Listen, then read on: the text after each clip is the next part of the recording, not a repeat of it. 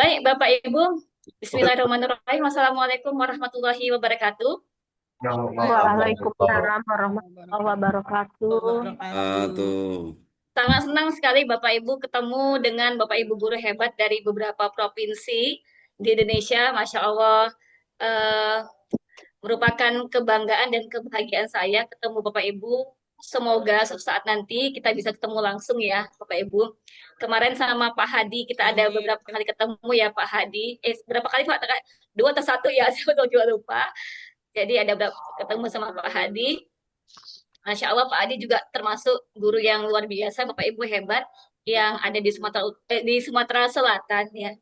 Insya Allah belajar ke beliau juga udah oke Bapak Ibu gitu ya. Insya Allah keren deh. Saya sering ikuti konten-konten beliau di Facebook. Sebenarnya apa yang dilakukan Pak Hadi ini sudah masuk loh ke pembelajaran mendalam di learning. Jadi Bapak Ibu, sebenarnya Bapak Ibu saya yakin tidak hanya Pak Hadi, Bapak Ibu yang lain juga sudah melakukan hal yang sama. Cuma mungkin sama ini mungkin kita nggak tahu apa oh itu deep learning nggak ya gitu ya. Sebenarnya Bapak Ibu nanti akan kita kumpas tuntas ya Insya Allah selama 2 hari ini, malam ini sama besok pagi Insya Allah ya Bapak Ibu. Oke Bapak Ibu boleh hostnya bisa nggak jadikan saya co-host Pak, Pak Hadi atau Bu Titi? Karena saya mau share screen ya.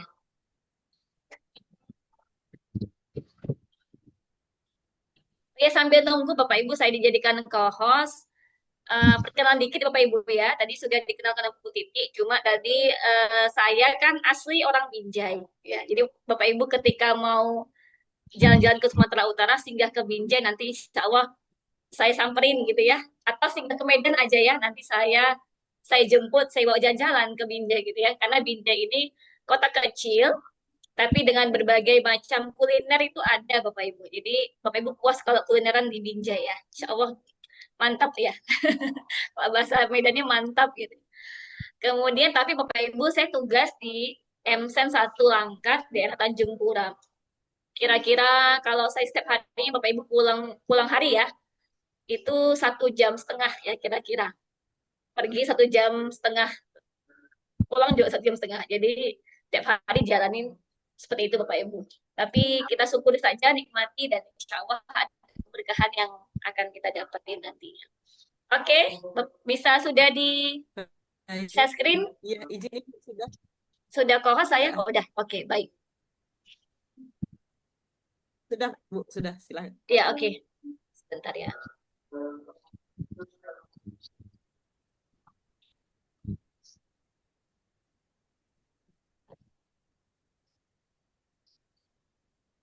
Untuk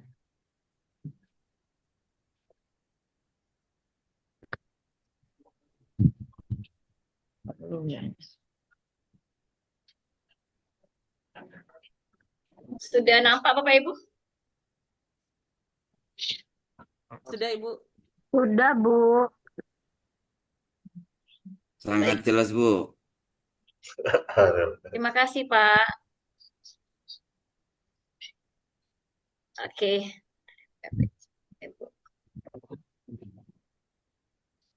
Nah, malam ini Bapak Ibu, kita sebenarnya bukan untuk saling menggurui ya, tapi prinsip seperti IGI. IGI itu kan adalah sharing and growing together ya. Itu ya prinsipnya Bapak Ibu. Saling berbagi dan bertumbuh bersama di sini. Jadi Bapak Ibu hari ini kita sama-sama sharing. Insya Allah mungkin ada teman-teman yang sudah melakukan ataupun ikut pernah pelatihannya juga. Nanti kita sharing bersama Bapak Ibu. Oke, lanjut. Nah, Bapak Ibu, kenapa sih latar belakang adanya deep learning ini, Bapak Ibu? Kenapa harus ada gitu? Pada sebenarnya Bapak Ibu, deep learning adalah bukan suatu kata ataupun suatu pendekatan yang baru ya di dunia pendidikan. Karena ini sudah lama Bapak Ibu. Kalau dulu saya masih tergabung di USAID, Bapak Ibu, saya kebetulan juga fasilitator pembelajaran di USAID tahun 2008 sampai 2017. Saya berada di lembaga USAID dari hibah pendidikan dari Amerika. Itu Bapak Ibu kami sudah memang melaksanakan ini ya, artinya sudah menerapkan ini jauh-jauh sebelumnya, sebelum adanya kurikulum Merdeka, mungkin sekarang ini deep learning dan sebagainya.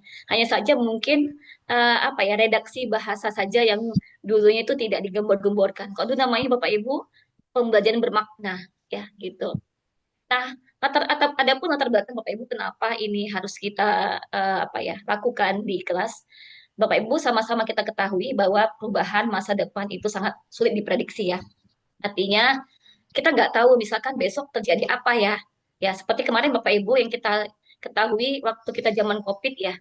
Kita sama sekali tidak pernah membayangkan bahwa kita belajar itu dari rumah gitu. Tapi kita punya mental yang bertumbuh supaya pola pikir yang bertumbuh, oh gimana caranya supaya anak-anak tetap belajar walaupun dari rumah. Nah itu kan Bapak Ibu termasuk salah satu masa depan yang nggak diprediksi. Nah begitu juga dengan masa depan anak-anak kita nantinya. Bahkan Bapak Ibu sama-sama kita ketahui, sekarang mencari pekerjaan itu sulit ya untuk anak-anak yang tidak punya kemampuan, skill dan sebagainya. Bahkan sekarang Bapak Ibu banyak sekali pekerjaan yang sudah digantikan dengan robot ataupun AI ya Bapak Ibu. Dan sebenarnya anak-anak kita siap nggak ya begitu. Ini yang harus kita cermati bersama ya. Kemudian belum lagi permasalahan mutu pendidikan kita yang dari tahun ke tahun tetap sama ya Bapak Ibu. Literasi kita rendah, numerasi juga, keterampilan berpikir tingkat tinggi, dan adanya juga ketimpangan pendidikan di beberapa daerah. Kemudian ditambah lagi nanti Bapak Ibu kita akan mengalami namanya bonus demografi tahun 2035 dan visi Indonesia Emas tahun 2045 gitu ya. Kemudian belum lagi tantangan anak didik kita, apa yang kita bekali mereka untuk kompetensi mereka di masa depan. Apakah hanya pengetahuan, cukupkah memahami mereka tahu pengetahuan yang kita berikan selama ini? Hanya sampai situkah bekal kita yang kita berikan sama mereka? Kalau seperti itu, maka Bapak Ibu, yuk sama-sama kita apa ya, kita sama-sama berubah gitu ya. Insya Allah saya juga sebagai guru gitu, banyak juga kelemahan, tapi apa ya bisa saya bekali untuk anak saya ke depan nantinya. Potensi apa yang harus dimiliki mereka sehingga mereka dapat bertahan hidup di depan. Nah, Bapak Ibu, ini mungkin sudah sering ya Bapak Ibu tahu ya bahwa nilai PISA kita Bapak Ibu tidak pernah gitu ya di atas 5 ke atas ya. Tahunya 5 ke bawah gitu ya.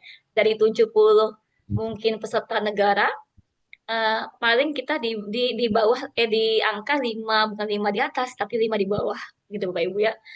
Nah, ini contoh hasil PISA tahun 2022. Anak-anak kita Bapak Ibu 99%. Ini bukan menjawab mereka yang hots Bapak Ibu, level hots tidak. Jadi sebanyak 99% itu anak-anak bisa menjawab hanya di level 1 sampai 3 ya Bapak Ibu. Atau kalau kita bilang namanya LOTS ya, coding skill. Kita menjawab yang sudah hots level 4 sampai 6. Dan ini sebagai refleksi kita, ada apa ya dalam pendidikan Indonesia gitu ya. Walaupun mungkin saya tahu Bapak Ibu tidak keseluruhan itu salahnya di guru ya. Karena saya juga tidak apa ya, tidak mengizinkan kalau kita disalahkan juga ya. Artinya banyak faktor Bapak Ibu kenapa ini bisa terjadi. Banyak faktor Bapak Ibu. Salah satunya mungkin memang diri kita, tapi faktor yang lain juga ada. Nah, sama-sama kita saling bekerja sama dengan pemerintah dan sebagainya ya. Nah, Bapak Ibu, mengapa sih perlu adanya pembelajaran mendalam? Bapak Ibu, ini ciri khasnya ya, ciri khas dari pembelajaran mendalam itu adanya nanti keterlibatan, berkesadaran, memuliakan, pengembangan budaya belajar, pemanfaatan teknologi digital, dan multi atau disiplin lintas ilmu ya. Disiplin lintas ilmu nanti ada Bapak Ibu di pembelajaran mendalam. Artinya ilmu pengetahuan yang kita berikan ke anak-anak tidak hanya sebatas di mapel kita, tapi bagaimana bisa juga berkolaborasi dan bermanfaat untuk saling dengan mapel lain, dan itu untuk kehidupan nyata mereka ya. Apa solusi, apa pemecahan masalah yang mereka hadapi dalam kehidupan sehari-hari.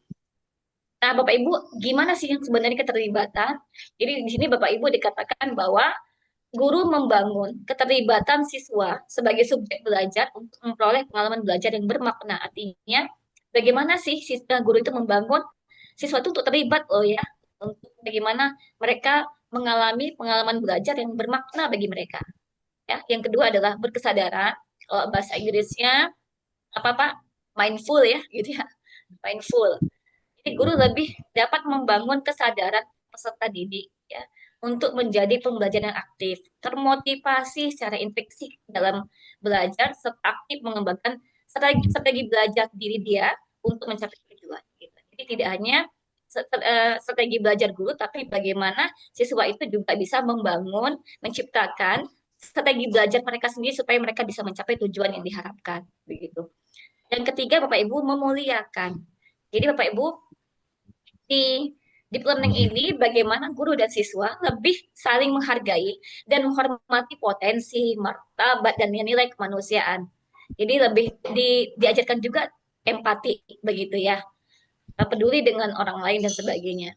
Kemudian Bapak Ibu pengembang juga budaya belajar, bagaimana nanti guru lebih dapat mengembangkan kreativitas dan berinovasi dan melibatkan siswa dalam mengembangkan pengalaman belajarnya. Juga Bapak Ibu pemanfaatan teknologi digital juga sangat ciri khas dari deep learning ini Bapak Ibu ya, di mana guru dan siswa lebih dapat memanfaatkan teknologi digital untuk memberikan efisiensi dan efektivitas pada perencanaan, pelaksanaan, dan penilaian pembelajaran. Baru terakhir Bapak Ibu multi interdisiplin ilmu pengetahuan. Jadi guru dan siswa Bapak Ibu lebih dapat menerapkan disiplin lintas ilmu gitu ya dalam proses pembelajaran nanti. Jadi boleh kolaborasi dengan oh ini ada kaitannya dengan IPS ya, ada kaitannya dengan ekonomi ya, ada kaitannya dengan sejarah dan ada kaitannya dengan PKN norma dan sebagainya gitu. Itu bisa Bapak Ibu. Nah, sekarang Bapak Ibu kita brainstorming terlebih dahulu ya, curah pendapat. Tadi kan mungkin saya yakin gitu ya Bapak Ibu sudah pernah ini atau sudah tahu pernah baca, pernah lihat, pernah dengar atau pernah ikut pelatihan secara mandiri sebenarnya apa ya pengertian dari pembelajaran mendalam, kemudian apakah pembelajaran mendalam itu sebuah model pembelajaran atau yang lain begitu ya, dan bagaimana penerapannya dalam kelas atau Bapak Ibu mungkin yang sudah pernah menerapkan ini boleh sharing sama saya. Boleh Bapak Ibu satu dua orang untuk sharing pendapatnya, dipersilahkan.